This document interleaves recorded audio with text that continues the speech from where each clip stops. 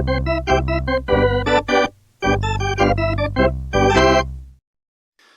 right, Chaz, let's get right to it, as we say. And it's something you and I have talked about before, something that's probably pretty obvious, but something that was validated for me some on Sunday morning at the ballpark, because one day per season at Great American Ballpark, season ticket members get to cash in one of the perks they get as part of their season ticket package. And it is that they get to be on the field around the warning track before a game, and all the Reds players and staff come out to say hello and take some pics. It's a lovely scene. For some reason, they also send the broadcast crew out, which we go out first. So it's kind of like, to me, it feels like that mound visit that gets made just to buy some time for the guy warming up in the bullpen. We're just the opening act. We kill some time until those guys come out. But everyone is so nice. I love doing it. All of us love doing it. Everyone's nice. There are tons of kids there. So I take advantage of some of the small talk, and I usually do a little bit of a survey. And I ask the kids, hey, what players are you excited to see? And no shock here. Yes, Ellie De La Cruz is still tops on that list. But this year, I also heard several times Sal Stewart, Chase Burns, J.J. Bleday.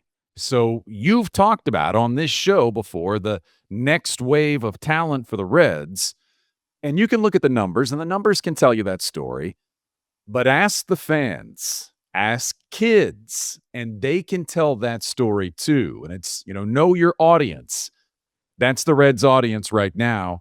And the next wave is making a difference with the fan base. Now you want to see the difference in results on the field. But before we go any deeper and get into results or non-results on the field, while we're talking about stories, I want to ask you, what's the story on Noelvi Marte after bombs in 3 straight games against the Diamondbacks over the weekend? What do you think?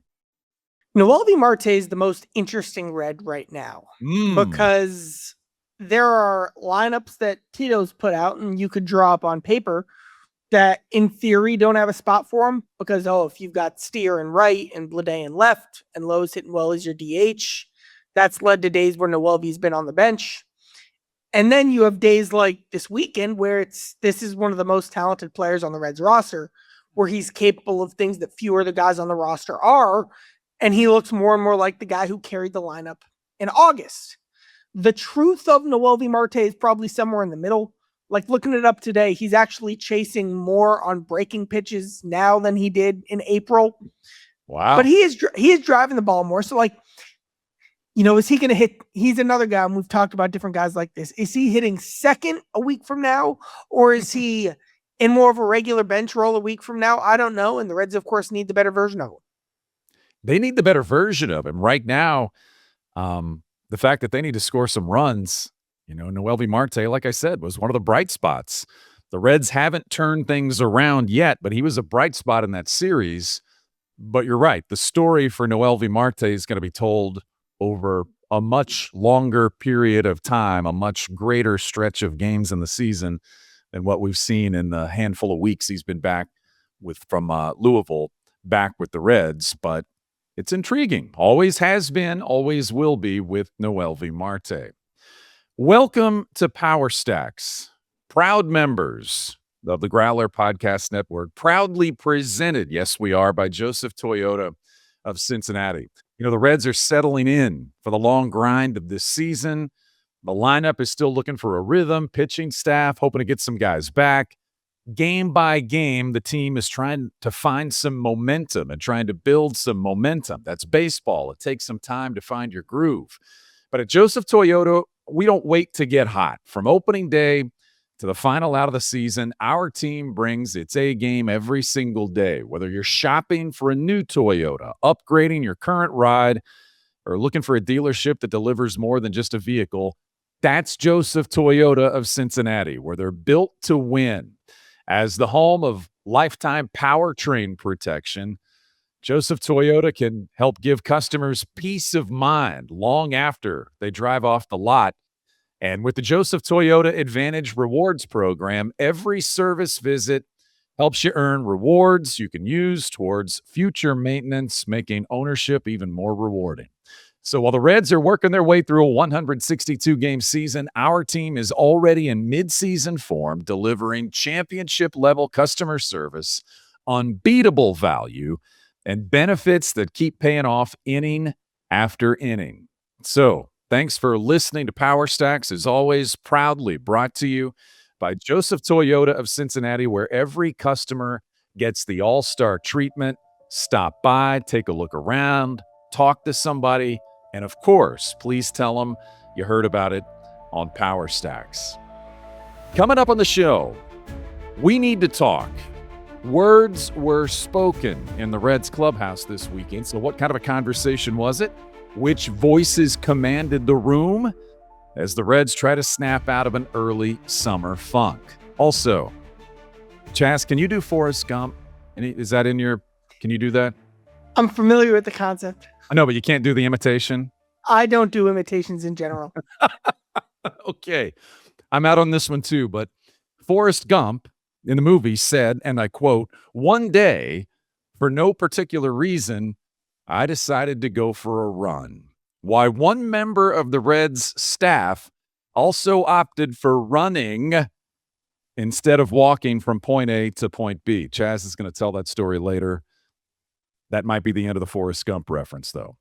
And we also have injury updates, including how the Reds plan to handle an anxious Ellie De La Cruz.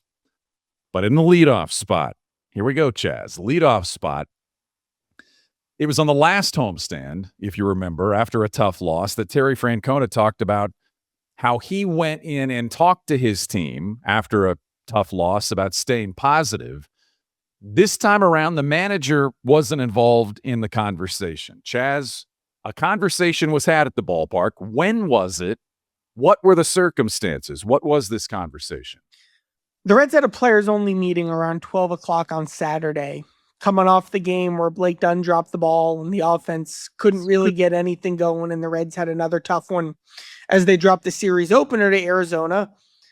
They met, and it was kind of funny, and I'll talk a bit more about this later, but they actually had their big players-only meeting last year in the middle of June during a weekend series against the Diamondbacks. Well, there you go. So it was funny how it came full circle like that.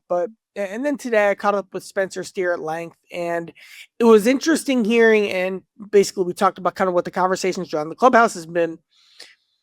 I bring up last year's players only meeting because while last year was very almost practical and tangible, this one was a lot more intangible in terms of the topics they discussed. And it sounds, Brian, like this one was all about confidence.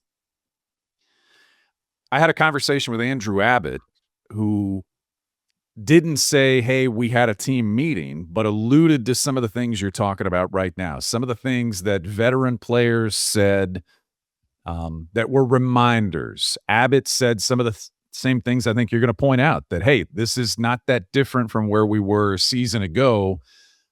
We not only made that work, now we feel better equipped to get past some of those things again. But right now, people just want to hear that things are going to change. And you don't want to have too many team meetings, right? You don't want to have too many players-only meetings. Everybody says that because at some point it just becomes words. But what did you gain from what Steer said about this one, about how it was geared and what they hoped the outcome would be?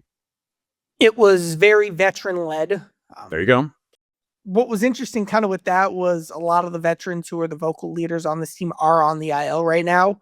But now it does that they've had Pagan, Johnson, Trevino, among others, around. And then Steer brought up the name Eugenio Suarez. And as we discussed Gino, Steer talked about, really I asked about, Suarez's numbers, of course, aren't what he wants them to be right now, but he's so upbeat, so positive, so uplifting. And it sounds like, based on what reading between the lines, Gino's role in this meeting was, and then the Suarez vibe that we all understand, like, it was very good vibes only type conversation. Kind of a leap into Gino's mind and perspective. Not that it was all coming from him, but a lot of the things that we know and associate with Suarez, it sounds like, was a lot of the tone and messaging trying to build up kind of the confidence of the Reds. So my first question to Spencer, you'll hear it wasn't about the meeting specifically, but it was about his perspective on the team. And it sounds like this is a lot of what's being discussed. What's the key to this team kind of riding the wave? Maybe what's the best way you guys have been trying to do that? I think for us, it's number one, belief in what we're doing, and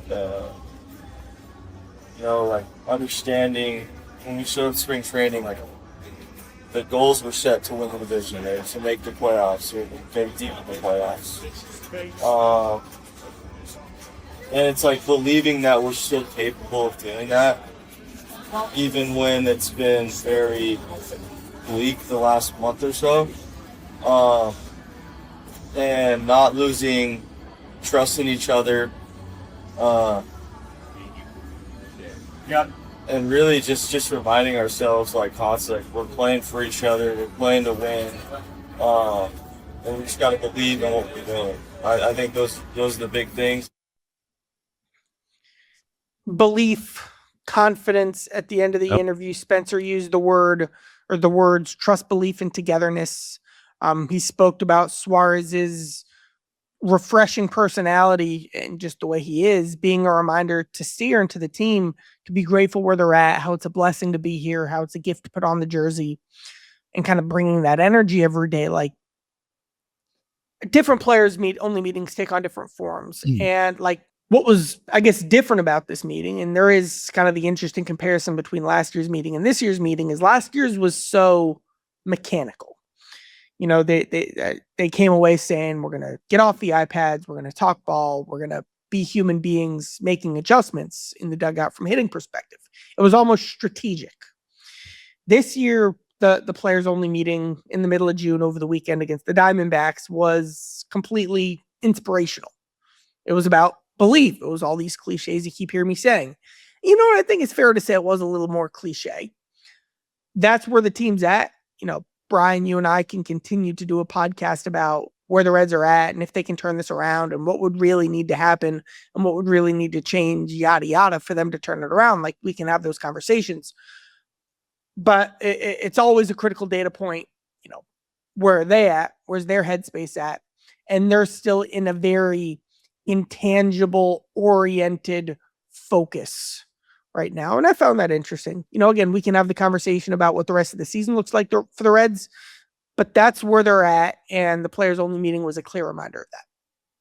But if we just had a magic wand and could go bibbity bop, we could make it all right. Tommy Thrall could make it right from the last show, but I get what you're saying, and you used the word belief a couple of times when Francona had. Well, Spencer used it. I mean, it's Spencer's word. And when Francona spoke to the team on the previous homestand, his message was, when it's hardest to believe, you have to believe. Sounds like this kind of fed into that conversation. But don't forget, no one's forgotten yet what the message was when the season started.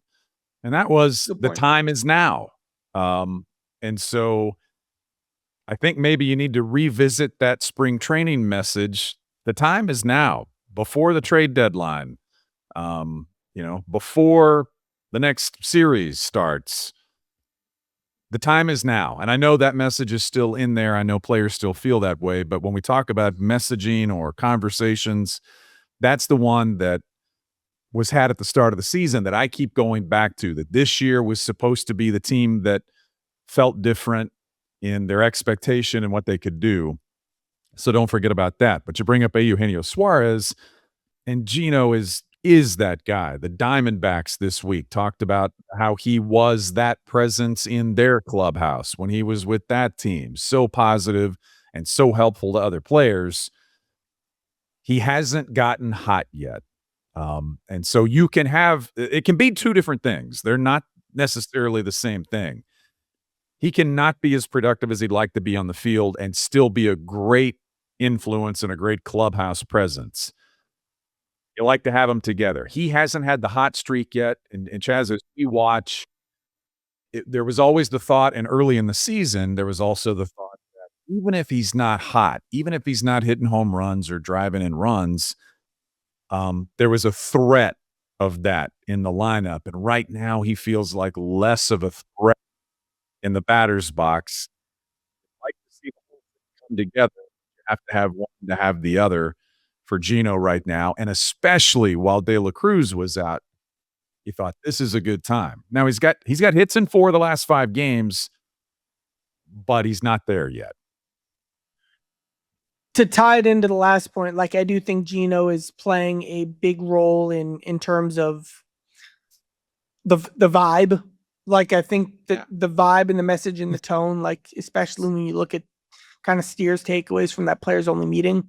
You know, we did the deep dive last week where Gino's swing is at and the story of his season from not playing a ton in the WBC to now. I won't rehash all that. What I will say is I did pull up his hit chart, and based on kind of my rough looking at this with the eye test, he's got 1, 2, 3, 4, 5, 6 hits all season that either went into the gaps or went over the outfielders' heads or over the fence. I mean, come on, like for a power hitter, it's just all these wedges. I'm looking at this chart right now. He's got a whole bunch of hits that are on the ground through the infield. Not a whole bunch because he doesn't have a ton of hits this year, but he's got a proportionate amount of hits kind of through the left side of the infield. Then he's got about the same number of hits that basically bounce to the outfielder, you know, kind of that chip shot over the second baseman or the shortstop. And then what I say, 6 real shots all season, and that's not good enough. And like over the weekend, I think some of the baton was passed from the bullpen to the lineup in terms of who's sitting at the front of the struggle bus right now. And I mean, you look at the middle of this lineup, I'm the biggest Sal Stewart guy there is, but he's struggling a bit right now. And then Steers just in a bit of a statistical slide, not producing much over the last week or two. He's received a couple days off. You've got Gino hitting where he is. And Lowe's gotten hotter, but he hasn't necessarily been swaying games the way he did like in May, for example. So, the middle of your lineup, especially with Stewart, Steer, Suarez, I guess McLean's hitting 7th and McLean's played better, but he's not a 300 hitter even during this better stretch. Like the middle of the lineup just isn't full enough right now. And Ellie's return will help that. But you look at that, and that's something I really felt over the weekend as the bullpen did pitch a bit better. The Reds scored 2 runs on Friday. They scored 2 runs on Saturday, had 3 hits, no walks. I mean, there was nothing going on offensively, but they still managed to win that game. And then they scored 3 runs on Sunday. Scoring with some consistency, more than 3 runs would change a lot of things for the Reds. You could take some of the pressure off while the bullpen is trying to just get by. And I think you saw that in the Diamondbacks series. If every game is not tied in the 7th or 8th inning, if every game is not a 1-run game, then it's just not as difficult as it was for the Reds to eke out a win in the second game of the series and then lose the other 2 close games. So yeah, I'm like you. You could look at it one of 2 ways. Starting pitching has been a little bit better. It's ticked up, but they're not past the 5th or 6th inning right now. But if the Reds had 5 or 6 runs on the board, then the 7th, 8th, and 9th feel a little bit different. But it's funny. The last time this was relevant, Tito was still very aggressively this was late May, still very aggressively using, at the time, a healthy Graham Ashcraft and a still high leverage, and now he's back in high leverage, Tony Santillan, in like 4 and 5 run games because the bullpen wasn't in a spot where you could take any chances. I mean, you saw it today and you saw it yesterday, and shout out Chase Petty. We'll talk about him later. But this bullpen, especially the righties, you get into the Paddock Petty zone very, very, very, very quickly. All right. And yeah. So we'll see what they do. That's where they are. And all this is going on, as we pointed out before, while pitching coach Derek Johnson is on a leave of absence from the team, a personal leave of absence. We don't know how long that's going to be or when he's going to be back. But in the meantime, rather than bring someone, make an addition to the staff, all the responsibilities that were divvied up before between DJ and the rest of the staff are now being absorbed by current members of the staff. Terry Francona has been very complimentary of how this has all come together, and people on the staff who've stepped in and done more or done slightly different roles to accommodate for however long DJ is gone. And that's the good news, is the staff is doing well right now. But there's also some good stories in here when you present guys with different opportunities and different responsibilities. Some of them we probably wouldn't even really think of until now. I think this is just a fun chance to tell a It's fun fun. story. You know, we'll tell the story all season. And like, for example, I think this is the one like baseball take I'll get off in this segment. Like, the Reds need their starters to pitch deeper into games. That's a must. And how do you do that and have them prioritize during starts certain things, like using a certain approach, being more aggressive early in counts, without doing anything that would hurt their development, without doing anything that would put them in a bad spot by getting them away from what their biggest strengths really are. Like, that push and pull is a very, very, very, very delicate balance. Do you win today, or do you keep building who you are as a pitcher and maximize who you are and what you could do, even if that doesn't mean pitching into the 5th or 6th inning on a given day? Like, that's a very delicate balance. And if you're like Rhett Lauder, who's wondering what pitch to throw in a 1-1 count, I know the catcher calls it, but like, Matt Tracy today needs to be coaching Rhett through that and is coaching Rhett through that. And like, it's a very delicate balance. Coaching plays a massive role. And all of a sudden with Tracy and in the bullpen with Oscar Marine, like, you've got new voices leading this process. That's a huge story for a team that needs more from its pitching staff. But it's also kind of a fun chance here to talk about something we learned about Matt Tracy in particular. Yeah, that's your baseball stuff about all of this. But the things you think about, or maybe we're only the weird ones who think about stuff like this, is, okay, Matt Tracy's not done this before. It's a fairly benign thing, in-game conversations and things that happen in-game. But as you went down that path, you found out, you actually ask, hey, what am I doing here? How do I do this? Let's introduce him real quick. Matt Tracy had a solid minor league career, pitched in exactly one big league game. He was in a pitching development role with the Blue Jays for a couple of years. Through the work he did, built up a strong relationship with former Reds assistant pitching coach Caleb Cotham. Cotham is, former Reds coach. Tracy hired in 2023 as the bullpen coach, promoted this year to assistant pitching coach when Simon Matthews left to lead the Nationals pitching staff. Tracy's never been a pitching coach before in terms of, the guy. He didn't do it in the minors, didn't do it, etc. The Reds have like a factory of assistant pitching coaches. These guys are all going on and doing great things in other teams.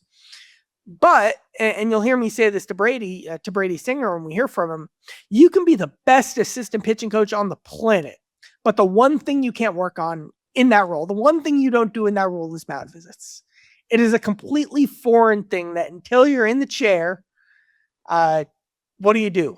And Matt had a lot going on Friday.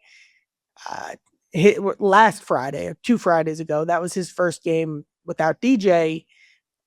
Tito gets ejected in the first inning. Good luck, kid. But Tracy and what I'm impressed with is that Tracy saw this coming.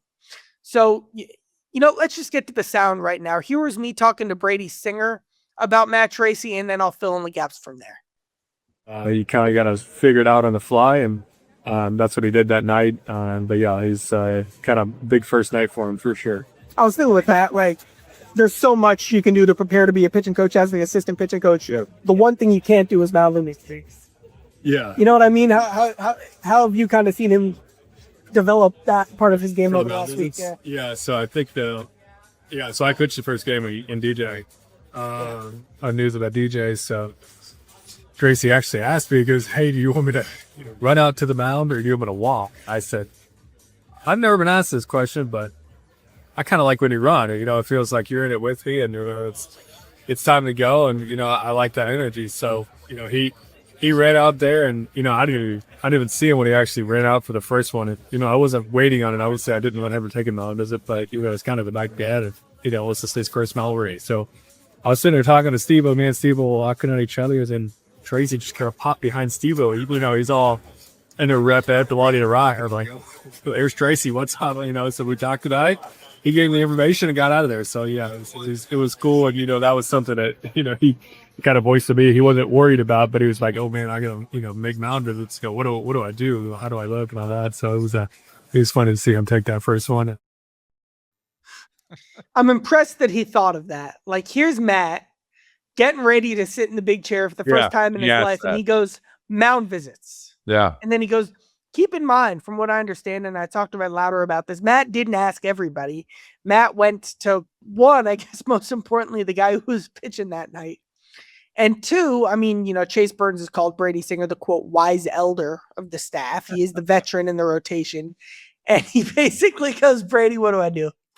And Brady likes when you run. And so Matt ran to the mound for Brady, and look at him now. I pointed it out to you in the press box the other day. It was like, Zach Maxwell on the mound, and there's Matt running out, ready to rock, as Brady Singer said. And that is officially our first impression of Matt Tracy as a pitching coach. He's a guy who runs to the mound. It's a good first impression. I love that Brady Singer said, I've never been asked that question before. But he gave it some thought and said that. And of course, he's never had a first day one pitching coach. Exactly. But it all plays in, pace of play. You could keep that up if you jog to the mound. So that has to be something that most people would like. But that's been good to see, and it is a good story. And listen, so much of what we say and what is said in the clubhouse around is, it's a results game. It's wins and losses. It's this team or this part of the team works and this is part of the team is struggling. It's nice to have some levity in the conversations, something like Matt Tracy asking Brady Singer about, do you want me to run or walk? So I love it. Let's get inside the notebook now, Charlie's notebook. And of course, you get back home and it's immediately, if you watch some of the work being done pregame, you go, okay, they had some misplays on the road trip in terms of bunt defense or some errors. So you think, okay, they're working on that. And they are. But as the Reds got back home and worked on some things Friday and Saturday at Great American Ballpark, what did you see there and how was it framed from the manager's office? So bunt defense was quite literally on the schedule before the first day of this homestand. And like how it could have been and how honestly it like probably would be in a lot of places is it'd be like, man, we got embarrassed over the weekend. We got to harp on the fundamentals. Bunt defense was on my list of things to ask Tito about, but I asked him about something else with the team. And one, he brought up the bunt defense before I got to ask it. And two, what he stressed to kind of make his point was it wasn't, hey, we had a bad game. He said, first, we always do this stuff this time of year. And second, he said it was an important reminder, important thing to work on specifically because, we're playing Steer more at second and Sal more at third and Lowe had been a DH. Now he's more at first and Edwin's mostly been a shortstop and now Edwin's playing second. He specifically pointed out just how many guys are playing different positions. And Tito didn't say this part, but I can guarantee you when they did the drill in spring training, Sal Stewart wasn't at third base. That's for sure. Right. And now would they have done it anyway with the moving positions and with the time of year it was, even if there weren't the terrible game in San Diego? I'm not able to answer that. Who knows? Only Tito knows if they would have done it anyway. But I think it's interesting that Tito made a point to frame what could have been an accountability, embarrassment, come on guys type of thing into something completely different. And I thought that was really well done. Yeah. Said the same thing about Blake Dunn after the error in the game on Friday. He has told us before, he being Terry Francona, that Blake Dunn, and you don't have to be around very long to figure this out yourself. Blake Dunn is especially hard on himself in a game where everyone is hard on themselves. He's especially hard on himself. Yeah. And that's why the shot that everybody saw in the end of the game of Dunn sitting in the dugout after the error in left field, Terry Francona said, I went right to him. put my arm around him and talk to him because I've been there and wanted him to know that, I still believe in him and one game wasn't going to change all that. And it's tough. But we keep talking about managing. That's managing because you manage people and personalities as much as you manage stats and X's and O's. And something to add about Blake there, he had a very similar thing happen last May in a game in Atlanta where he couldn't get the bunt down and then he had a bad jump and he got caught stealing second in, I believe, the 11th inning. And he got sent down the next day. Now, that's not like he got sent down because they were changing pieces in the outfield and he was a bench player and they needed more of a full-time guy and the whole roster was a mess. I think they actually had to add like Connor Joe or something. It was something like that. But anyway, just the fact that Blake is at the point where he can have a bad day. He actually had already had a scheduled off day for Saturday, but right. Then on Sunday is just right back in the leadoff spot playing center field. That's big for Blake. And that's, that's big for him to be in that spot where he's not necessarily always looking over his shoulder. You've already brought up Chase Petty a couple of times, and similar to Blake Dunn or other players, Chase Petty has had some tough moments to process early in his big league career. Very tough moments, some of them recently. But for him to be back out on Saturday, unexpectedly maybe, based on what we've been told from Terry Francona, clean inning versus dirty inning. But Chase Petty was out there, and he got 5 of the biggest outs in the game. When he entered the game in the 7th inning, I think 2 runners on and 1 out. Part of the one thing that's fun, that's different. I love covering both football and baseball. One thing that you do get in baseball that you don't get in football is a story like Chase Petty on Saturday. Like, it just doesn't happen where something that on the surface seems pretty small with a role player, like an inning and 2/3 from a middle reliever. Yeah. In a game that you win, like, you don't necessarily get to kind of see the sunshine with those types of stories in football as much. And I always try to kind of shed some light on them as well. But the wins are so big and star driven and the losses are so skies falling. There are no silver linings. There are no positives. It was a very baseball thing. Sometime in baseball, you got a rookie starting pitching prospect who had been thrown into the fire in the bullpen a couple of times in spots he shouldn't have been in and had gone disastrously, who this time gets put in the toughest spot that he's ever been in because this time he got put into a dirty inning. And this time he converted with the best game of his entire young, but still growing career.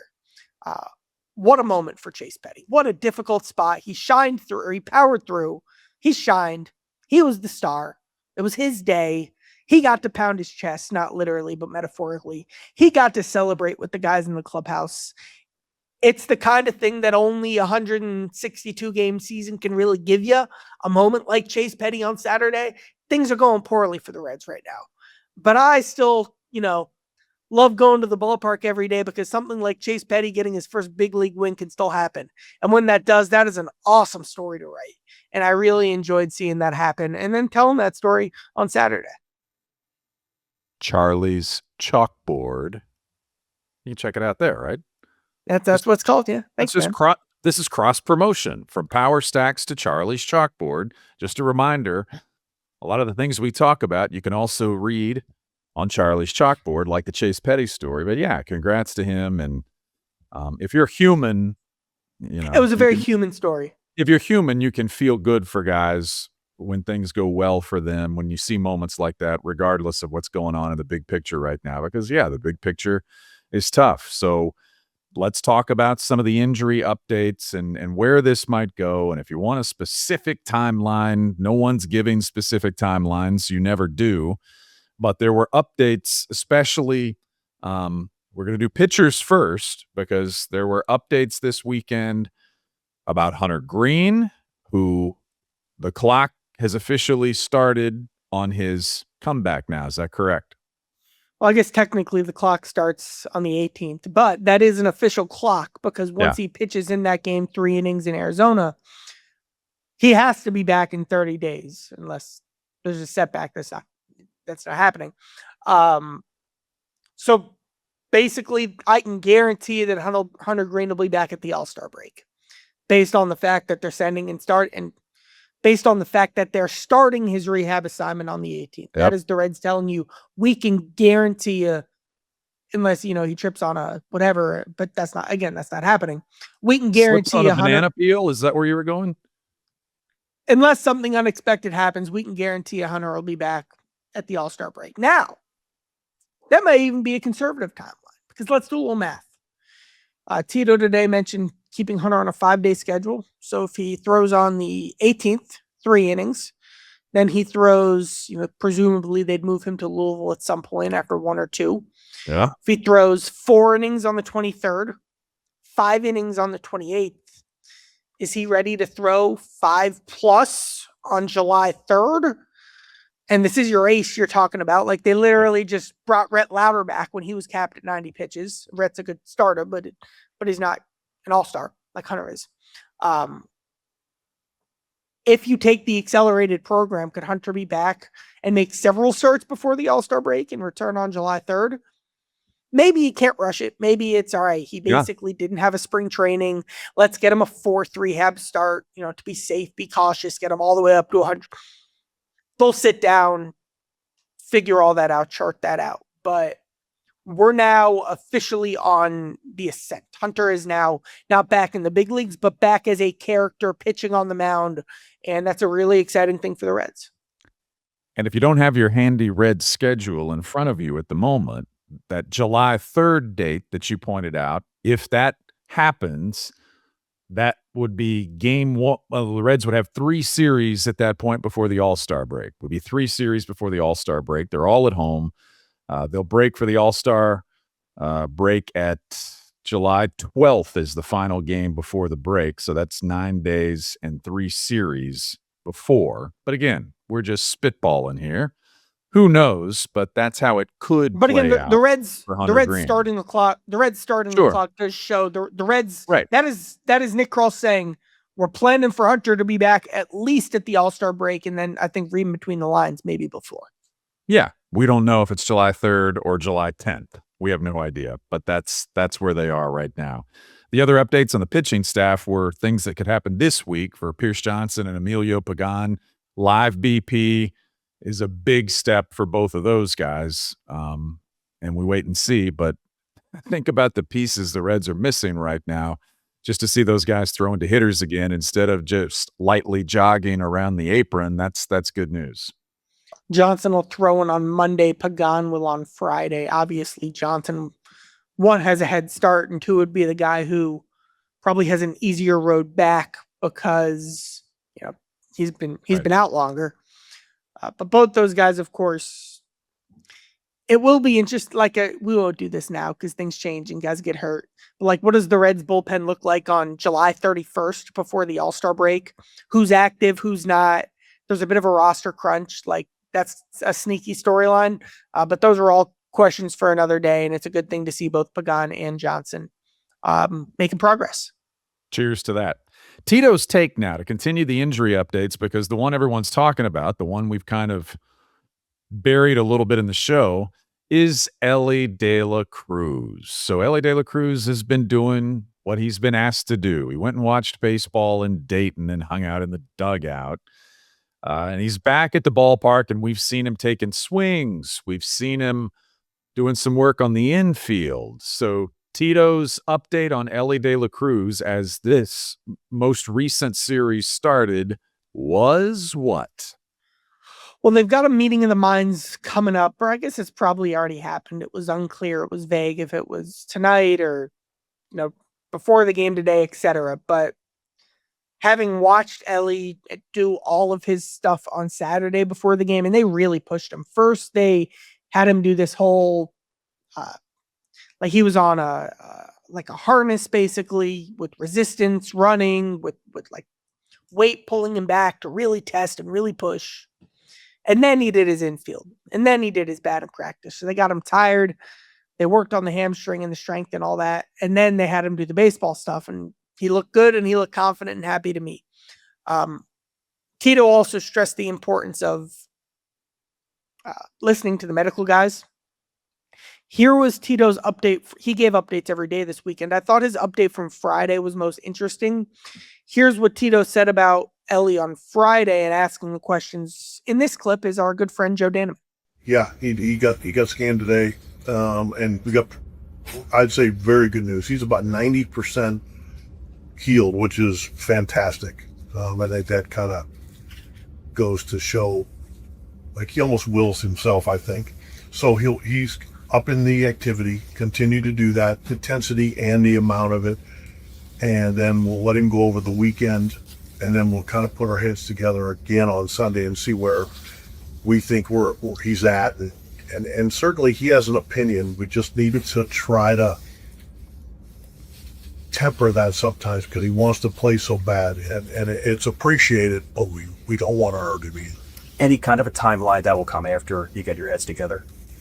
That's why we're going to put our heads together on Sunday and try to figure that out. We're not going to make a timeline today before we meet. Is there a thought that he'll need rehab games, or is he the kind of guy you think you can plug right back in? I honestly don't know. It probably is dependent on the amount of activity he's able to do and how prepared we feel he is. Now, like how much Ellie steals stolen bases wise whenever he returns, that's a sneaky, interesting story to me. Do they take things cautious with him whenever he's back? Do they not? Are they waiting for him to be back until he's 100% and understandably and realistically can do all that? That's fascinating to me.